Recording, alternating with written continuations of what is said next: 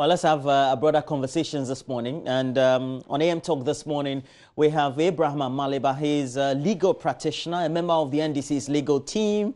He was at the police CID headquarters, where we had the mass numbers of NDC supporters showing solidarity when the chairman of the NDC, in the company of some others, all went there because, you know, the chairman had been invited by the CID. Good morning to you, Abraham. Good been morning. A while. Good morning to you. I've been hosted you in a while. Actually, have we met this year? Not that I can. Happy New Year. Same to you. I'm actually the Director of Legal Affairs of our party now. The Director of Legal Affairs for the NDC, Abraham Maleba. Welcome, sir. Thank you. Charlie. Hussein Issa is a member of parliament for Okankwe North. And you may have heard that there was some violence which halted the Okankwe North municipal celebration of the 62nd independence anniversary yesterday. Well, he says that, you know, he's just one of two other MPs, right? One of two. I think that will be Patrick Yabuama, right? Yeah, it's still happening in my. Okay, it's still happening in your municipality. Were you there? You were supposed to have been there. You had intended when the incident happened. No, not when the incident happened. I mean, were you going to the celebration? Oh yes, of course. You were. Okay. Good morning to you, sir. Yeah, good morning. How are you? And it was a good thing. Yesterday we had the celebration in Tamale, and if you look at the reasons that so far have been ascribed for taking the celebration there on point, what would you say? Oh, good morning to your viewers, and good morning to the good people of Okankwe North. I think that yesterday's celebration was right on point. I mean, to borrow your words, the organization, even the idea of taking the celebration for the first time outside of the capital was I think was excellent, and to also to cement what has happened in Dagbon over the last couple of weeks. I couldn't have asked for a better location for such a celebration. And the president did make some suggestion that the success of the hosting of the program in Tamale might even trigger the conversation that maybe we should be rotating this celebration across the 16 regions of Ghana, so people get to experience this firsthand. It's a magical celebration, Roland. In 1990, when I was in Form 3 in Presec, I got opportunity to march. And it was such an experience that You led Presec Senior High School, Senior Secondary School. By then it wasn't a high school. Secondary school. It was a secondary school, okay. Proper in the sense of O-level. Presec Boys. Not Presec Boys. Presby Boys Secondary School, Legon. All right. I was part of the contingent that actually went to match. And I think it was only good guys who were always matching. It was right? Not necessarily. When it came to matching, you know, you wanted the boisterous guys, you wanted the smart guys, you know, and it was a good experience. I think that we had an excellent celebration yesterday, and I'll support the call that this is rotated. But let's talk about the president's message, and especially calling on the parties to make sure that there's a sitting, everybody has a certain buy-in on the subject of party militias, as we can find in both parties especially. And let me start with you on that subject before we come to him. And already he had made the call in the State of the Nation address. Of course, we've had some reaction, the NDC sending a letter, and subsequently he replying in a statement as well. But again, reiterating that point yesterday in a statement. Let me start by saying good morning to your viewers, and to say that I was utterly disappointed in the president's response to the NDC letter. You know, NDC wrote a letter to the president asking for the expansion of participants of this dialogue or discussions on ending vigilantism. Now, the reason for which the NDC indicated that they needed to have membership expanded was because if you look at vigilantism in Ghana, it's not just political vigilantism. That's one.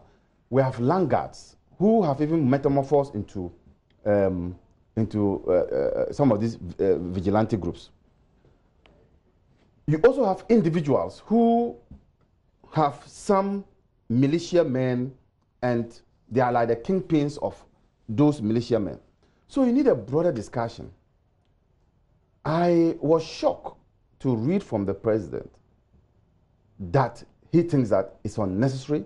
It doesn't, the two political parties own vigilante groups and they must sit. And I said, does he follow what is happening at the commission? Because at the commission, anybody who appears there to talk about vigilantism says that political parties do not have vigilante groups. It's individuals within the political parties.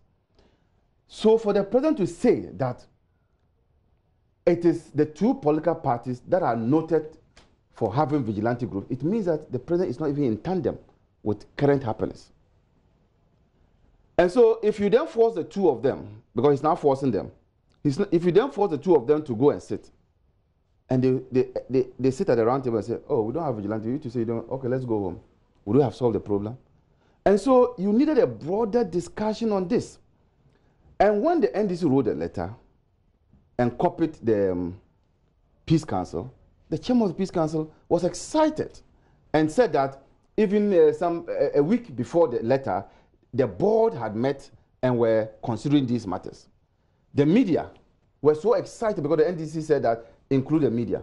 That letter I read from the president. I'm not sure he wrote that letter himself. Then who wrote it? I'm sure it must be, let me see.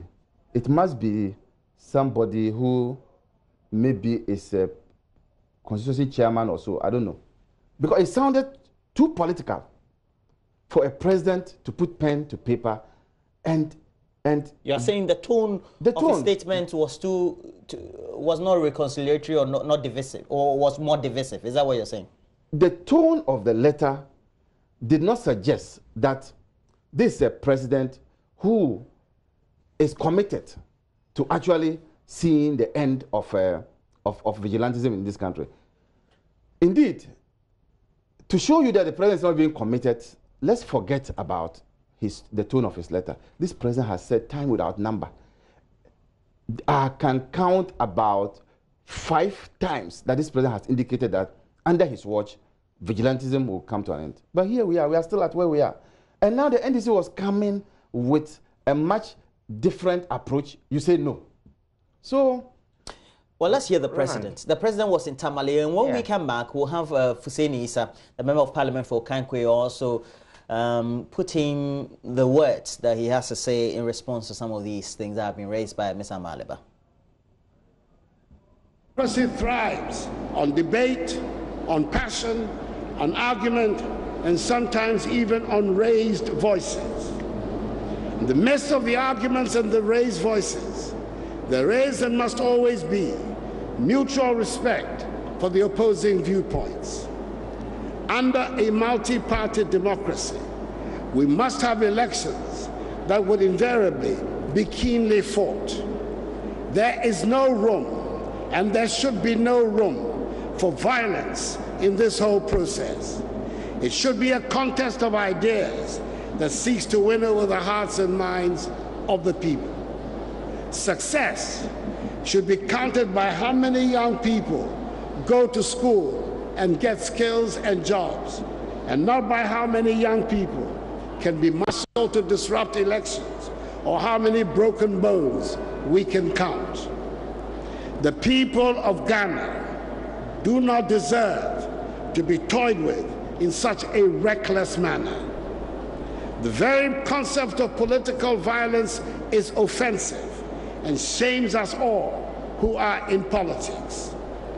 That is why that I'm determined that hopefully the impending dialogue between the two major political parties, the New Patriotic Party and the National Democratic Congress, who between them regularly take more than 95% of the vote in elections, who have provided all the 7 governments of the Fourth Republic, and who are the only 2 parties currently represented in Parliament, should succeed. I will spare no effort, including the initiation of the relevant legislation, to ensure that we rid our nation of politically related violence. And following that, we also have been getting the response. And Abraham Amaliba, Mr. Fuseni, seemed to suggest that the president's tone in that response, in that statement that was issued by the Communication Directorate of the presidency, doesn't seem like he acknowledges that the genesis goes beyond just the two parties. Roland, the genesis may go beyond two parties, but the president's reason, which I perfectly agree with him, is that, look, these two main parties at every elections today, or since 1992, have garnered about over 90% of the votes. These two parties have led the country since 1992. And these two parties are the only parties with representation in our current parliament.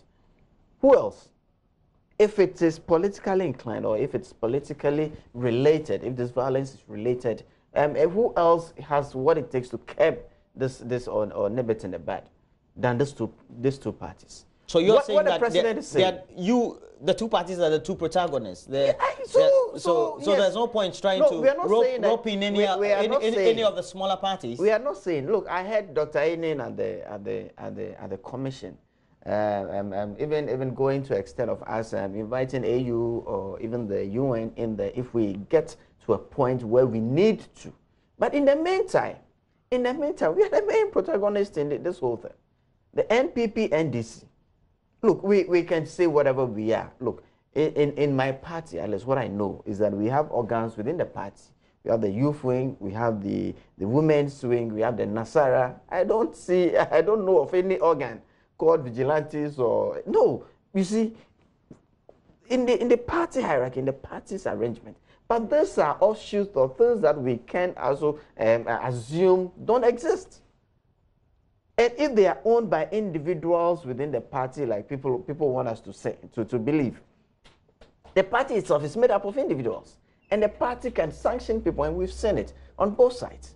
So if the two parties actually want to work on this, I think that the two of us should start a conversation. See, well, if we hit a snag and we need to bring a third party to be a sort of referee or some, as the former president, now flag bearer, is suggesting, then we can go on. But I think that the conversation should actually start with the two major protagonists in this whole. So this is what the president said. Let me just recall or apprise you. Yeah. It says, firstly, to extend the call for a disbandment not only to the New Patriotic Party and the National Democratic Congress, but to all political parties. And this one, he's quoting the NDC letter, civil society organizations, representatives of the media, representatives of the military, police, and other security agencies, as well as other relevant stakeholders.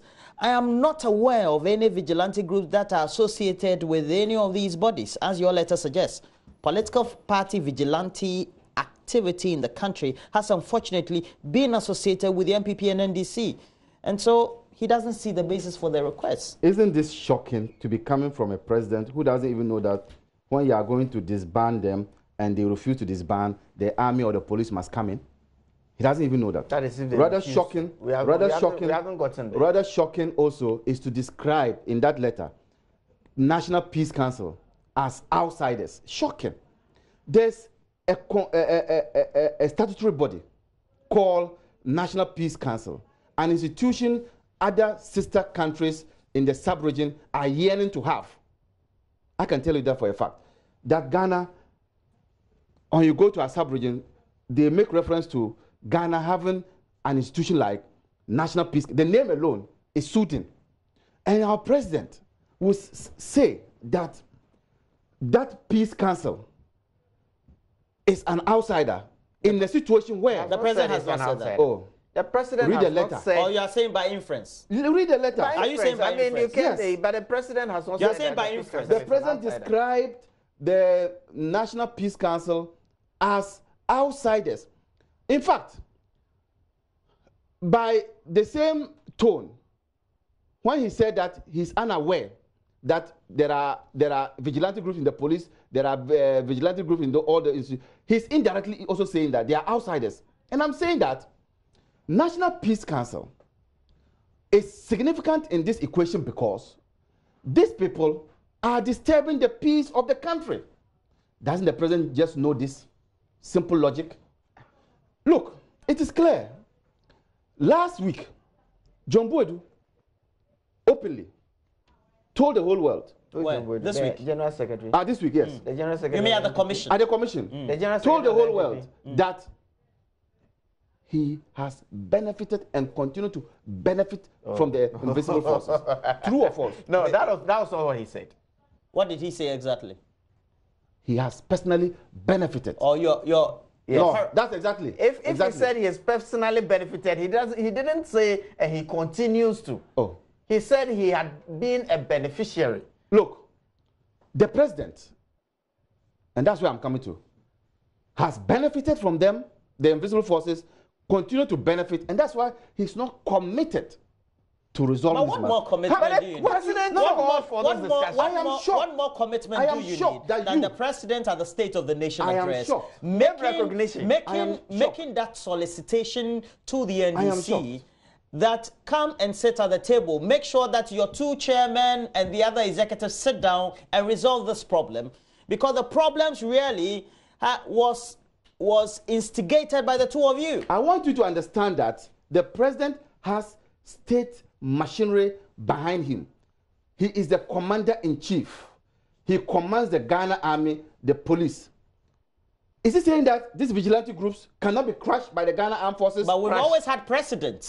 Even from your party, we've had a precedent, and they've always sat down, and the two parties have made sure this activity or phenomenon have festered. Are we commenting on what? Is it not the willingness of the party that is important? I am saying that are we commenting on what this president has said, or we are commenting on what happened times ago? Look, I'm making reference to the fact you that the can't president make may those be references there. because for now there's a president who has indicated that he would fight the canker the very day he took over office. One of the days that he made this promise that he was going to ensure that vigilantism is a thing of the past was at Asantehini's palace. I don't know whether you remember. And the phrase is always the same. Not under my term, not under my regime would vigilantism thrive. He said that repeatedly. This president simply is not interested. Roland. Forget it. Roland. Because if this president was interested, you deal with them as criminals. Armed robbers, we don't go and sit down with them. Do we? Do we go and sit with armed robbers? These are criminals who are attacking innocent Ghanaians. And you say they should go and sit. When you say they should go and sit and they are telling you that, okay, let's expand the frontier of those who will be part of it. You say no. So where's your commitment? This is not a president who is committed. If the two parties should sit down, Roland. in what way could it be workable that the conclusions could be binding? But if the two parties sit and agree that this is a roadmap to help us get this aspect of our politics out, I think it's even going to be even more binding than going by legislation. And the point needs to be made that if the NDC had this commitment, probably after Talensi, after Etiwa, we won't be sitting here listening to a commission today doing all of this. We would have apparently even stopped it long ago. This is a president who is saying that the two protagonists in this whole issue sit, give us a roadmap, tell us how you are going to get the whole country and our body politic out of this vigilantism. And I think that it is the best approach. Let's give these parties a chance, and the NDC should come to the table. If they want, if they are committed to this, they should come to the table and talk. What are we hearing? That the chairman of the NPP actually called the chairman of the NDC. And then they are bringing conditions. You can't come to the table already setting your own conditions. I think that is very unfair to the president and to the whole of Ghana. Come unconditional. No conditions set. Let's sit. Let's see where the problems are. Let's see individuals are said to be owning these groups within the parties. How we are going to regulate this activity. Okay, so the two parties sit down. So the two parties sit down and decide that this is the roadmap. This day, so and so, all these parties or these groups will not exist in our organizations again. And it could also be Roland. And then that is submitted to the president. Roland, you see, as politicians, when you sit here, we know ourselves because we are in the constituents. We are on the ground. Like it's been said, they are associating personalities within the parties with these groups. And if these personalities could actually be identified with these groups, even by regulating those personalities, those identified personalities on either side of the political divide, we could regulate the activities of this group. Could be possible. It could be very simple. It should be if easy. you can identify. Because the groups are nurtured by the party individuals. Individuals. So if we could even identify them. So if the two of you sit down and decide that there will not be Azoka boys, there will not be the Hawks, there will not be invisible Delta forces, there will not be doubles, there won't be doubles. Look, it's not like going to under a tree to drink palm wine. Why not? The mistrust, the deep-seated mistrust between these two political parties, you have an idea, but you are failing to know it. The mistrust. So we want somebody who would soften the grounds. Like a mediator. But you see, that is what we are calling. We are not saying that people should come and talk by heart and go away. We have also not said that nobody is welcome to the table. If we get to a point where we need other people to also come and help with the process, why not? Why not start with them? Let me talk. That's what the NDC is calling for. What we are saying is that they are coming to the table with conditions. Time is not on our side. People are being beaten every day. Ever since you came, I told you here in this studio before up there that ever since you came to power, you beat us until this day. And you have been beating us ever since you came to power. That is so people, true. That's true. How can we be in power and just be beating this? That's what you have been doing since what have we? No, that cannot be true. People are suffering. How can you make today the commission, the 8 people who were beaten to pop and had blood oozing and Azugu refused to let them have medical care are going to appear. People are suffering from the hands of these vigilante groups. Today we are going to respond. We are. I can tell you, we are responding to the president's letter. We think that this president is taking this country for a ride, and is not committed to ensuring the safety of the people of this country.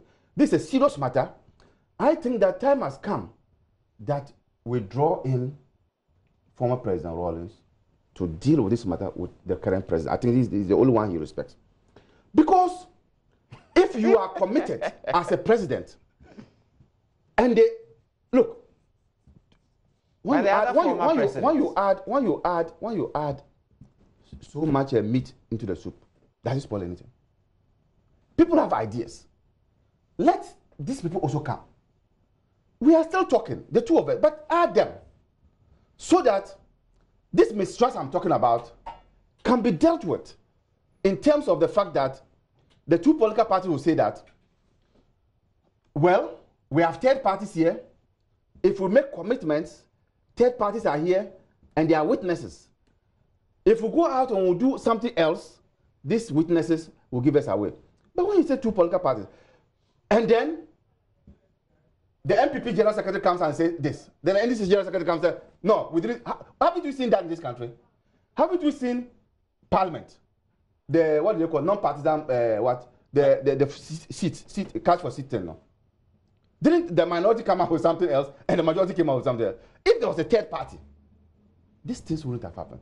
I beg this president. I'm not sure he will want his grandchildren to be in a country which is war-torn. Boko Haram started on a small note like that. Today it's engulfing the people of Nigeria. I think that he should reason and allow others to deal with the matter conjunctively with the NDC and MPP. But just the two political parties, the mistrust cannot allow them to reach any conclusion, which is meaningful. As we conclude this, you get there's a paragraph in the response that's coming from the president, as issued by the Communication Directorate, and it says, "I had hoped that the proposed meeting will be without preconditions on either side. I'm aware that Freddie Blay, chairperson of the MPP, has made an initial contact with you about holding the proposed meeting. My own view is that the meeting should take place as soon as possible." Now, if there are no preconditions, or if the two parties just meet as two parties, how do their outcomes become binding on both of them? Oh, because they agree to it. Oh. The world wars, right, was ended by the League of Nations and the UN, right? It wasn't perpetual. There has to be an end to some of this. But can you imagine? Now, there were mediators. There were mediators from within. There were neutrals. Neutrals from. And that's what the NDC is calling for. There need to be neutrals. Look, can you imagine the two parties? The NDC represented by their national chairman, Ofosu Ampofo, and our national chairman, as well, Freddie Blaze, sitting at the table and even agreeing. If the two parties even meet and they decide that, well, the two of us cannot do this, and we need mediators, well, that's fair. That's what the president is saying. Let's start off the process. Let's get the two protagonists at the table. Let them even give us a roadmap, even if they meet. Even if they meet, and at their first meeting, they decide that there's so much mistrust between the two parties, and so we need a third party. So be it. I am sure that the president. Let's take the Dagbon crisis. They had to take the committee of eminent chiefs. Yeah, but before they didn't say that the Andani said that Abudu should go and sit down. Before the committee of eminent chiefs came in, I am sure the two of them had tried to sit down. It came to naught. Of course. So it got to a point where they realized that the two of them could not resolve this challenging because it was a wrong approach. Because they were using, even if they were using the wrong approach. Even if they were using that one tradition tells them or shows them who to revert to if they have crisis. That's how detailed our tradition. You, the president, it tells them who to revert not been able to disband. So they went through to vigilante groups. They went that route. You who has all the powers. The president is showing a lot of commitment. The president is showing a lot of commitment. He mentioned this in the State of the Nation address. He also mentioned it yesterday. Please, we can't go on mistrusting ourselves. When since 1992, it's just the two of us, the two parties that have been in power. When since 1992, we have garnered more than 90% of votes in Ghana. When since 1992, and today, in today's parliament, just the two parties are represented. So who else is going to show? Let's come to the table with no conditions. You're saying that in reference or by inference, you are Ghana's democracy. No. You see, I am not. It's not in totality. You make the whole match tick. We are practicing what by far it could be described as a multi-party democracy. But in most countries and in most democratic you always have two dominant. There are two dominant parties, and that's what's happening in Ghana. The president's not too far away from other is democracies. akin to what happens in the MPP. In the MPP, nobody suggests to the president any other thing. No, but that's not. That is not a fair comment. Now, in the MPP, once the president, party that has structures, a party that has a constitution, a party that has been in government. Once the president what speaks, are you saying? You must take it hook, line, and sinker. So he did not understand why in the NDC or the NDC should be making suggestions to his proposal, and that is why. That is why even though. That's why every Ghanaian, even though every Ghanaian saw sense in what the NDC said, he alone said no. Peace Council said they welcome it. The media said they welcome it. Kofi Annan Peacekeeping Center said they welcome it. The same president that set up the Commission of Inquiry. IDEC said they welcome it. This is the only person in the president who says the same president that uses executive power to set up a Commission of Inquiry to address this issue. If I'm saying that, and Ghanaians should know, if this had happened after Talensi, if after Talensi we are taking the trouble, if after Talensi or Etiwa we are taking the trouble to institute a Commission of Inquiry like we're doing today, I am sure that the process and these groups will not have gone today. As a commission today, we expect to have before the commission some of the victims who were brutalized. You see, the dynamics today about these vigilante groups has changed. This is the first time we are having the state sponsoring vigilantism and wearing people with t-shirts, with khaki trousers, using the taxpayers' money. But the same people were at your Congress at trade fair. Using the taxpayers' money to dress them up to attack innocent citizens. The same people were at your Congress at in the other time, in those times, you had situations where you have people, individuals of the political parties clashing. But this time, state sponsored. The same people that you call them state sponsored. The state gave them vehicles. You saw the vehicles they were driving in. They were at your Congress. It has taken a different dimension. You remember the last sitting? They that went was 2 days ago. And we had one double, Mr. Bright Akomia, who appeared. We have a piece on him, but we'll come back to talk about the individuals and the benchmark for recruitment into the structure of the national security or the services as we have it. Let's watch this. When we come back, we'll wrap up with that discussion on the criteria and who should really be national security, and then we'll do the transition and talk about taxes, the subject of the IMF, and many of the things that are bothering the ordinary taxpayer on the economic front. Teach. Sometimes you go you will go and lay ambush for a particular assignment, and mosquitoes and what have you, you fall prey to them and other reptiles. So based on the type of operation that we conduct, we take along, and sometimes too, the rain will be at the mercy of the rain. The statement set the internet on fire. DSP Samuel Azugu's moment of fame as he topped the Twitter trends for more than 2 days. He has certainly become a household name when people discuss revelations at the commission. The SWAT commander has so far been the most talked about witness to appear before the Justice Short Commission. But he may well have lost this enviable slot to Bright Akomia, nicknamed Double, who testified yesterday. Mobile phones at Circle. I was selling mobile phones at Circle. What a career jump. The commissioner had some questions on how Double ended up with the national security. Because vetting, yes, I taking my fingerprint, yes, I went for vetting and I was my fingerprints were taken as well. Because I was tried for 3 weeks.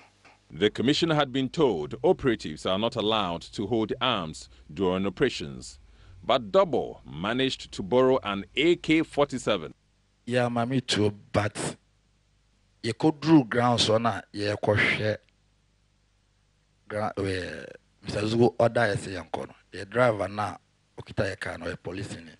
Tono de na me fakita the call.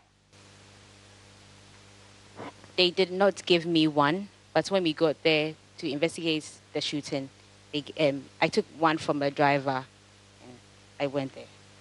Double is also very powerful when he is at his duty post at the Kotoka International Airport. Met him before. Namadika born or VIP Hona and Sana. I had already helped him at the VIP lounge before I got to help him. So you are at the airport and you are helping MPs to break the law? 2 airports on our MP say break the law. No, please. Double. Yes, my lord. Why do they call you Double? I don't hear for Double. Me pacho me ko technical school na me automobile engineer. Na you laying out no, double laying out. Nti ebia na yakwa as a screen here phone one near above for now when you tell back was a double laying I actually na but them nya drew workshop na na ma start challenge double laying out when you be so. Nti no na I'm a school for started a double na the Dagbon team be a double. I knew how to do double layout and then I was named after that. So Double toppled the trends and doubled the controversy. Double, double, your money double, double, your business double, double. And we know that the victims were told the number about 8. We don't know whether all of them will appear before the commission today, but also getting those testimonies from them would dovetail into trying to similarly get to know what would be on their part, some of the things that they saw and their experiences on the day. But it's quite interesting, and you get to find that this whole conversation and the testimonies that the commission has brought to the fore, and especially the last one, the appearance by Bright Akomia, of course. No, sometimes, you know if you have a... It talks about the benchmark. You, the parties, when you come into government, what benchmarks should ideally be? We've heard from the police service. You just can't bring anybody to be admitted into the service or the services. Sometimes if you listen carefully to you, see that most of the witnesses have been coached. And because they have been coached too, it's difficult for them. Some judge was coached. I'm saying most of them, they say all of them have been coached. Yes, I actually indicated to my brother, we're on another platform, and I told him that they are going to ask Double a certain question, and he's going to deny that question. And it did happen. Whether you are a member of the invisible forces, and the answer is going to be that no. And it did happen. Now,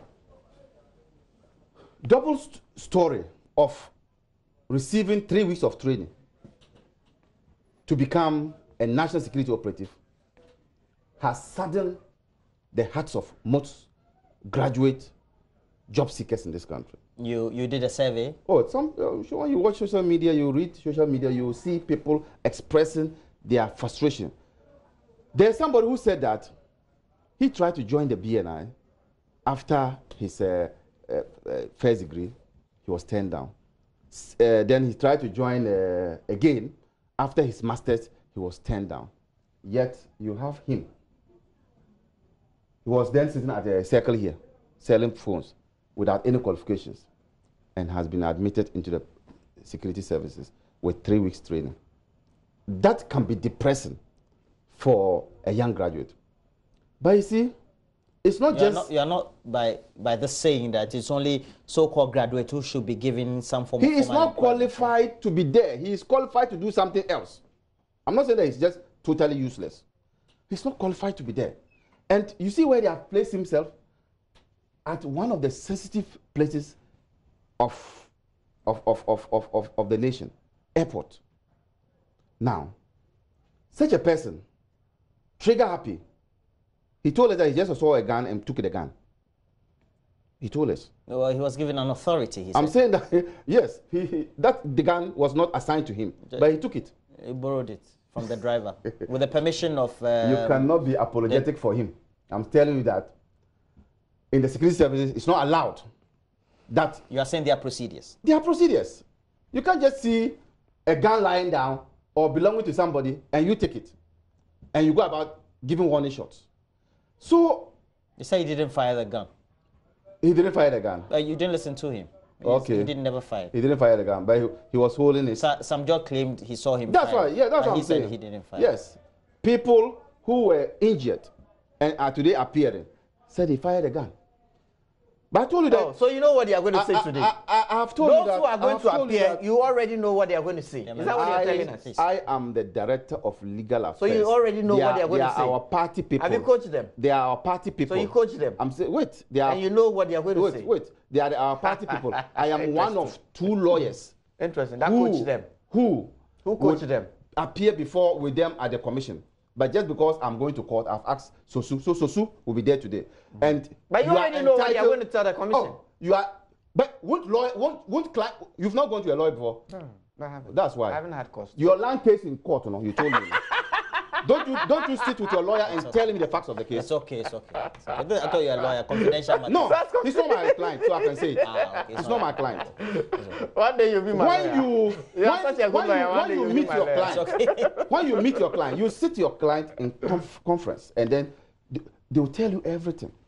And then you tell them what to tell. And is that what your lawyer told you to say in the land case? No, he didn't tell me. But in your case, you are telling the whole world that you know what they are going to say. So my point is that if we have situations like this, where we take people into the security services who are not qualified, one, it is depressing to not only the graduates I talked about, it's also depressing to people who are in the security services, because they don't find the reason for which people who are not qualified are made to work with them. Why is Dagbon not qualified? I have told you that this is a man who cannot speak English. 2, this is a man who, by the training he had, 3 weeks training, is not done anywhere for you to be holding weapons. That is a danger. It's a loose cannon. When we see soldiers and policemen holding rifles, we are confident. We walk past them because we know they are sufficiently trained to handle. But 3 weeks and you be handling a gun, and you say it's not a loose cannon, you think it's not even the training given to him. Don't you find anything wrong with that? It's just like somebody who is 3 weeks training and is now operating people's stomachs in the hospital. Would you give yourself to that person? That's the kind of situation we will have. I beg you, join some of us who will tell the president in the face that some of these things must stop. Whether it has happened in the NDC or it has happened now, there must be a time we say never, and never again should these things happen going forward. Well, we have to conclude the discussion. Roland, our social democratic friends are telling us that you need a degree to be engaged by national security. You need a postgraduate qualification. Is that what they are telling us? That's what they say. Dagbon is not qualified. He's not qualified by virtue of him not being able to speak English. He can do other jobs, but not this one. There are national security operatives who, what they do, their normal will be at maybe a national security facility and be granting people access in and out. Is that what like he's doing? Gates. Is that what he's doing? They are national security Is that what operatives. he's doing? And they are given some sort of training Is that to what go he's by. doing? Is And that it what might he's doing? even be need to know basis. Is that what he's doing? This is the national security we are I'm talking asking about. you a question. Do we know the number of operatives at Circle selling phones? These are very sensitive. We virtually live our lives via our phones. People who are able to extract and understand the working of a phone. Don't they have a role in national security? Do you have to have a history and postgraduate qualification to be engaged by national security? Who knows how many carpenters, how many drivers, how many taxi drivers? Do you think, let me ask you, do Yeah. you think, from what you heard from Double, Yeah. and whatever you can interpret based on his qualities, do you think that he qualifies to have been where he was at the time that the incident happened? I don't know the criteria for Why will you recruiting. know? Why will you know? But I will think. So you I don't will know think your that. Vehicle and I will Assets think that you don't need Dealers to be a Association of lawyer Ghana. like counselor here Listen to be engaged listen by to national this. security. That is my You point. use a four-wheel drive? Definitely, because that's what you. If you're out of office as MP, you have to go. I've been using a four-wheel drive for a long time. Okay, so now, following the announcement in the budget, the current fiscal year, we've had issues being raised by the Vehicle and Asset Dealers Association of Ghana, and they're embarking on demonstration this morning to press home their demand, especially on government, to reduce, if not scrap, the current levies that have been put on some categories of vehicles, namely four-wheel drive vehicles, from a certain categorization. We have them convening some protests this morning. Maxwell Agagba is with one of the lead conveners, and he will bring us the latest from the Kwame Nkrumah interchange. Specifically, I think they are around the Obra Sports. And we'll go to him later on, but it's about, you look at the taxes or the amounts that are expected to be paid for roadworthy renewalship each year for a number of vehicles that are in the certain categories. We're told that this raises concerns, and let me start with you. If you're using a certain number of vehicle, a category of vehicle, then it means that you fall in that category as well. And then let me just apprise you of what the latest is. According to what the indications are, you're using, that is between 2,950 cc and then 3,549 cc, you pay 1,000. And 3,550 cc, and then 4,049 cc, you pay 1,005, and then the vehicles that that would be. Okay, not you. I didn't want to say you. The Payeros and all that, you pay 2,000.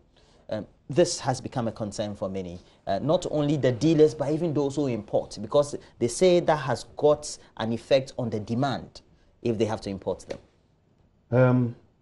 That categorization is faulty. It's faulty because you are tagging the tax as a luxury tax. And so you are categorizing them as luxury cars. But you have pickups that are used for farm work. You have other vehicles that are more or less like farm vehicles with such high CC. Then you call it luxury car. When you sit in that car, it's like you sat on an iron. So I don't know where our finance minister got this categorization from. And so I agree. Probably they wanted to target some specific types of cars. But even there are some luxury cars, truly luxurious, but their CC is below that. So that person is using a luxury car according to the name of the tax, but is paying less. It's a confused government, a useless government type of situation that we find ourselves in. And I think that when you keep referring to the government as useless or confused, I think it's very unfair. it was fair. I think that you should call his attention. You can't describe the government as useless. I think that, and that is not fair. I think you should address that point. It is not the first time he's doing that. The Council of State met with the president, or yet to meet, I don't know, on some of these taxes to make an intervention. They met with the president and said they want to start that dialogue. Okay. So for the Council of State, for the Council of State at that level, to know that these taxes are excruciating to businesses, as you indicated this as car dealers, it's a clear indication that our president is out of touch. So whilst he was even in Tamale, glorifying himself to be the first person to have sent the whole exercise outside Accra, Mochel people, for the first time, were going on strike. People could not take their dead bodies, their loved ones. I don't know where people send them to, but I'm sure within this period, people have died. And so this president should come out and descend from his ivory tower. I think that he's too enclosed and he's not listening to what the people are saying. This is a sad commentary of a president and a vice running mate that campaigned to come and alleviate the plight of the ordinary Ghanaian. And today, for the first time, mortuary attendants are going on strike. It's a sad commentary. And if you look at someone, they say, for example, there's a quote here: "How did toilet pullers become a luxury vehicle?" That is it. You know, okay. And you know, some of them let me make a point. Human waste receptacle cars. Okay, and sometimes they get maybe 5 calls in a month. Yeah. And you are telling them to come and pay 2,000 Ghana cedis. Roland, let me make a point, and let me make that point emphatic. This tax does not apply to commercial vehicles. They do not apply to commercial vehicles. Be it a trotro on the way, or a taxi, or a farm vehicle, or like you're saying, toilet pullers or whatever.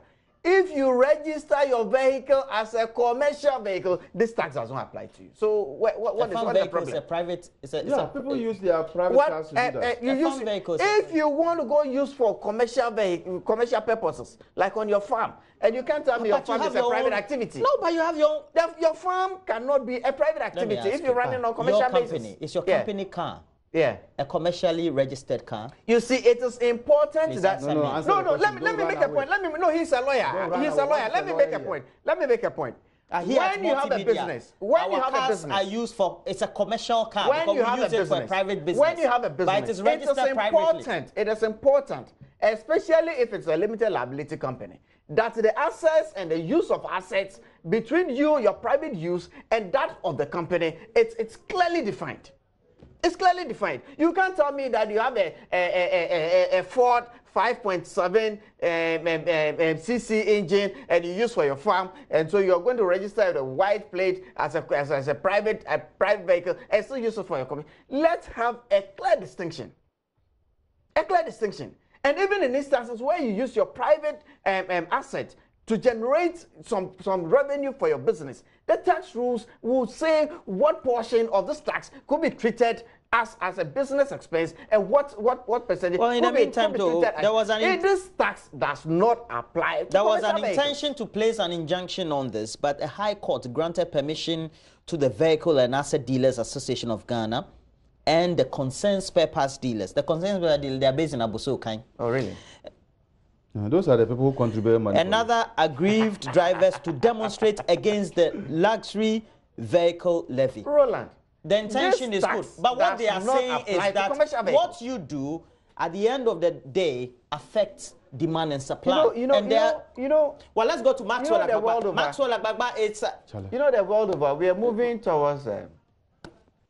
Maxwell Agbagba is ready with the latest from the demonstration or the protest march, and we'll call it a morning. And thank you very much. Abraham Amaliba is a director for legal affairs, DNDC, and member of parliament for Okankwe North is also here. Fuseni Isa, my good friend. Good morning to you. Good morning. All right, so we now go to Maxwell Agbagba. And he's bringing us the latest from where the protest march is being convened by the Luxury Car Dealers Association. And the protest march will be starting soon. Maxwell, you're in with the latest? Yes, Roland, as you rightly stated, we are here at a brass spot.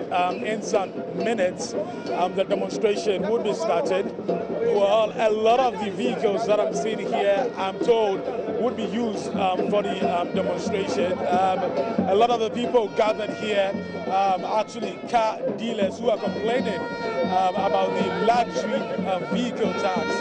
They said they're going to come. They said they're going to protest until the tax is removed.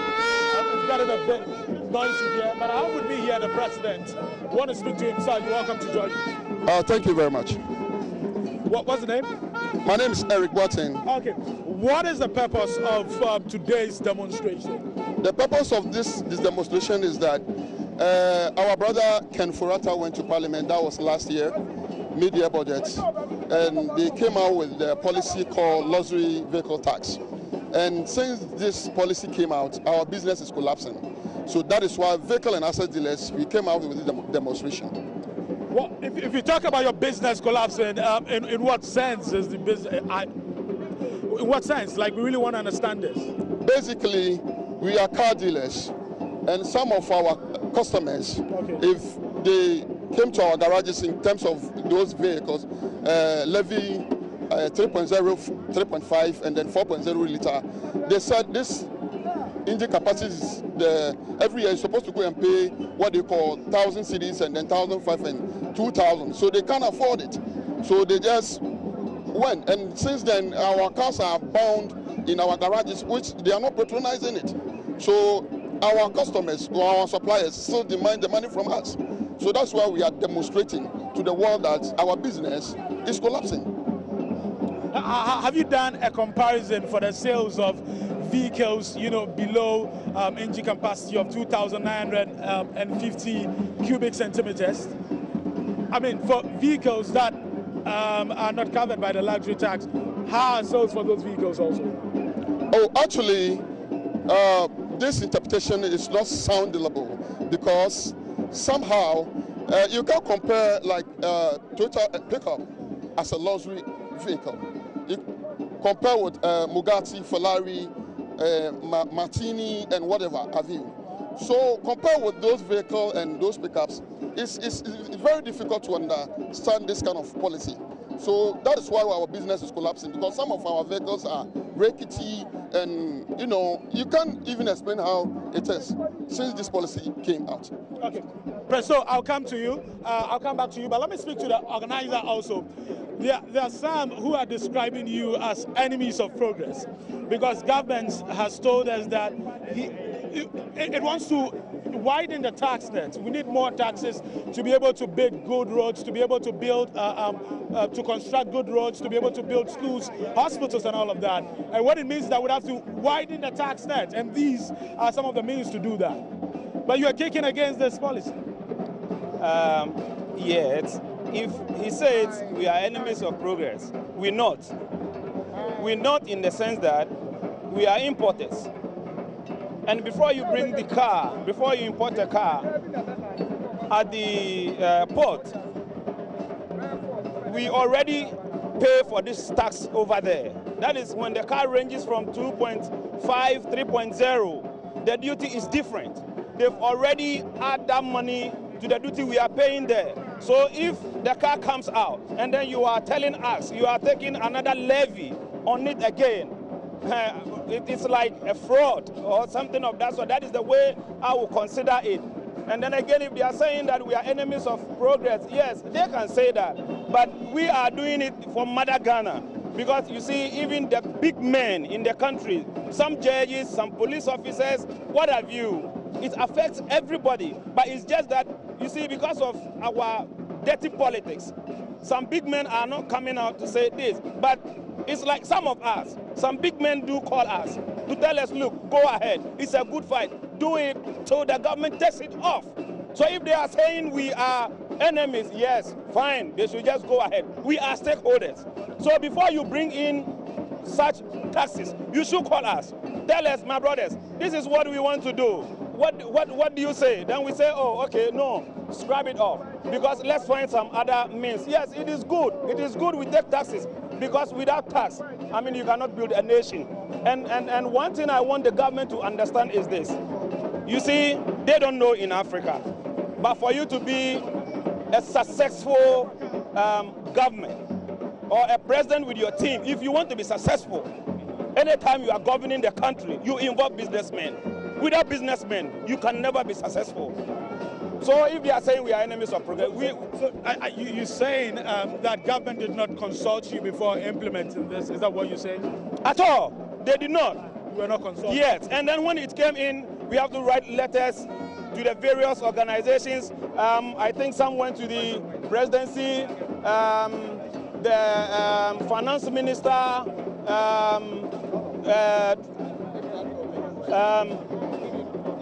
yes, one, yeah. Okay, he has the details on that. But, you know, a lot of people agree with you. For people who drive vehicles with high, you know, engine capacities, would agree with you and say that they drive these vehicles not because of luxury, but because of the circumstance they find themselves. A lot of people complain about, you know, our roads. They say they are driving vehicles with 3.0 engine capacities because of bad roads.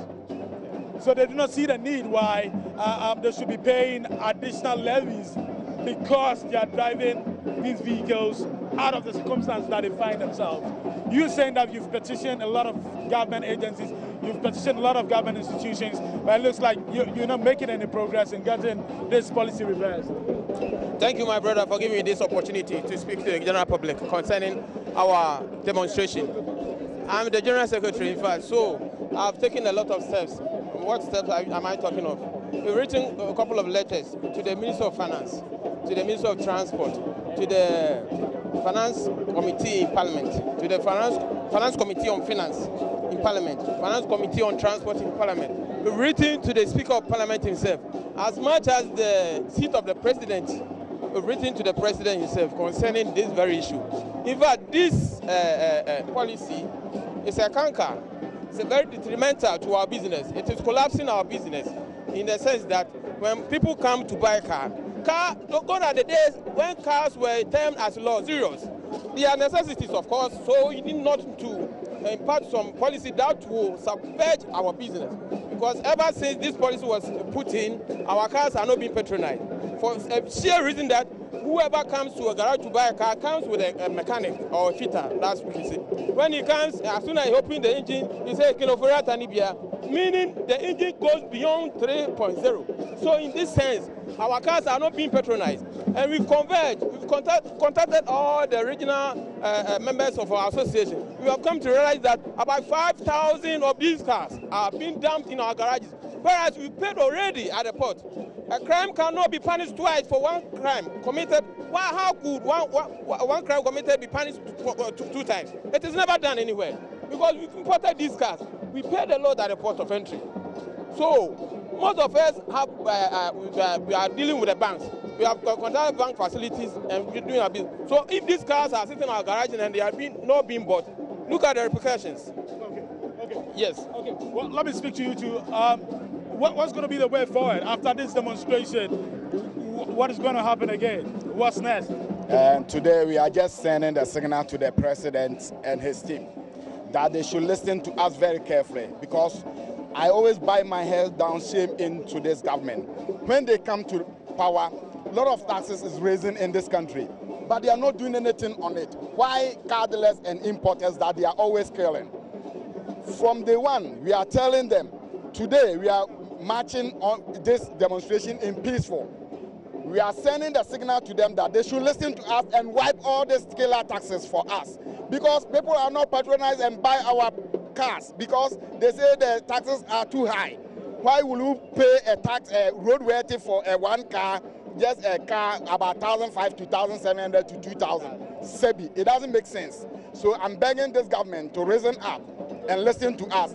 If not, the second demonstration, they should prepare themselves. If they did not listen to us, that one is going to happen in Kumasi, and we are sending it to them. They should prepare themselves, because we can't sit in this country and suffering like this. We are Ghanaians. they at least they should have sympathy for us. Okay. So you said this is just the curtain raiser. But let me speak to you. Let me find out what's going to be the route for this demonstration. Which areas are you going? Who are you petitioning? What exactly are you doing? From here, we're going to 10. We take the Farisco route through to Mini Streets. We're going there, and then after that, we petition. Finally, we're going to petition the president, but we'll be going to Parliament House, and then the Ministry of Finance, and then finally to the presidency. Yes, but finally, before I go, you see, my brother, what we're doing, we're not politicians, and we're not partisan. You see,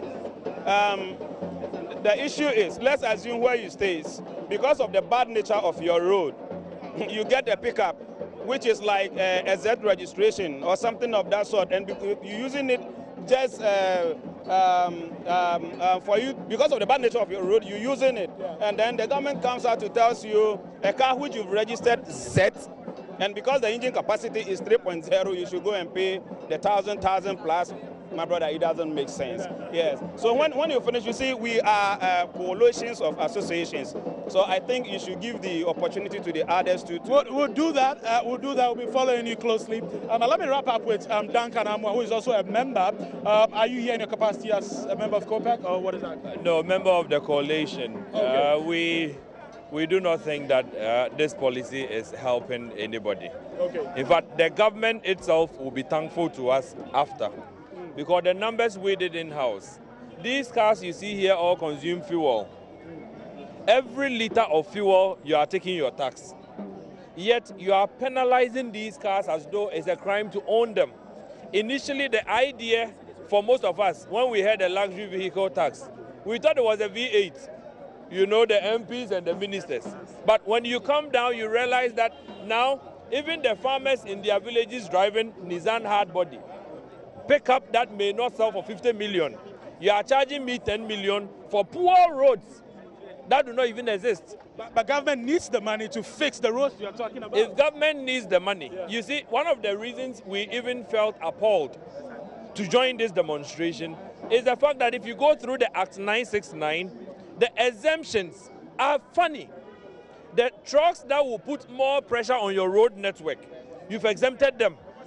The big buses that have the TV systems, air conditioners and everything, super luxurious buses that are using your roads for commercial activities, they are exempted. Yet the poor farmer, the poor teacher, whose road network is so poor for which he needs a small pickup because of the higher clearance to maneuver those roads, is being penalized. Initially, like I said, the ordinary person may think that, oh, if you have more money and you are paying something to the state, it's okay. The assumption underneath is so wrong. It is not only the rich people that, sorry to say, are driving 3.0 cars. Most of the V8s are 4.7, 5 point whatever. But the 3.0 cars mostly are driven by the middle level people, most of whom are civil servants, public servants, some of whom's incomes depend on the government itself. Yet you are telling us today that before I can be able to drive my road, my car on your poor road network, right, I should go and pay 10 million, 20 million. I don't know if the government had consulted broadly, it will still come to this decision. But clearly, 6 months after the implementation of this policy, we are all seeing the biting effect. And we think that the unintended consequences that government did not think through properly should be a guiding factor to the finance minister to rescind this decision immediately. You I'm sure, drive a vehicle with a high engine capacity. You see, tell me personally, tell me your personal story, how this is affecting you. See, how is it affecting our incomes are almost fixed and static. The government believes that the very people paying taxes, who sometimes will drive these vehicles, should be surcharged for more. Now, what happens to companies that may own these vehicles, sometimes for their officials? You are taking more from them. Can they create more jobs? The answer is no. Now, we have done an alternative cost analysis that says that let's grant all these big vehicles that you say 3.0 decided to now park and use Picanto, right? The revenue government itself will lose is enormous because one of these vehicles, the importation duty alone on this vehicle is enough to import about 20 Picantos. So the government is taking that money at the ports when I bring these vehicles. Now, it doesn't end there. When I go to DVLA, these cars will pay more already to the DVLA. The daily running of these cars, if it is a 3.0, Picanto is 1.0, what it means is that I may use 3 times what the Picanto will use. And so if there's 4 taxes on the vehicle, I am paying 3 times what the Picanto user is paying. I'm generating money for the state every single day, yet I should go and pay 10 million, should go and pay 20 million, should go and pay whatever million as if I am rather robbing the state. We have said, if the government wants to rake in more revenue, DVLA statistics will tell you 3 million vehicles. If 25% of them are these kinds of vehicles that you are surcharging, if you had brought it down to everybody, for even say 100 cedis, 150, right? The government may be able to broaden its scope of taxes and be able to rake in more, as opposed to the stringent penalties that it is slapping on a few Ghanaians who are today resorting to Goro boys because they cannot go to DVLA and pay that money. Thank you very much, Duncan Amua. But let me wrap up with you, organizer. I hear you'll be sitting in this cars, about 15 of them you'll be sitting in this cars to demonstrate. We are used to walking for demonstrations. Are you going to sit in the cars or you're going to walk? Some of us are going to drive them. Okay. And then some are going to walk. Okay. At a point in time, we will be changing. Yes, that's the way we're going to. Is it deliberate to cause more traffic? No, at all. We just want the whole of Ghana to know what we are talking about. Okay. Yes. Because actually, the police were saying we should park the cars and then walk. But you see, if we should do that, how will my grandmother, who is in the village or something, knows what we're talking about? Yeah, so definitely we have to drive some of the cars and then for the whole Ghana to know what we're talking about. Okay. Thank you very much. Well, so you just heard from some members and organizers of this particular demonstration. Well, just to show, right on my right-hand side, we have some police officers who are on the ground to ensure that this demonstration is peaceful, and they're just standing some meters away from where I am right now. In some minutes, we should set off, and a lot of the vehicles have actually been, branded with. I mean, I can see this is fraud. I can see another one, wipe off the luxury taxes and think otherwise. Mr. President, 2020 is just around the corner. Car dealers, ye ni ehu. Okay. And then stop vehicle luxury tax. In some minutes, I should say, we'll be setting off, and we're bringing you all the details on exactly what happens during this demonstration, Mama V. And that's Maxwell Agbagba on this protests. The protesters making the strongest case really to scrap this luxury tax on vehicles above a certain engine capacity. More details later on in all our subsequent bulletins.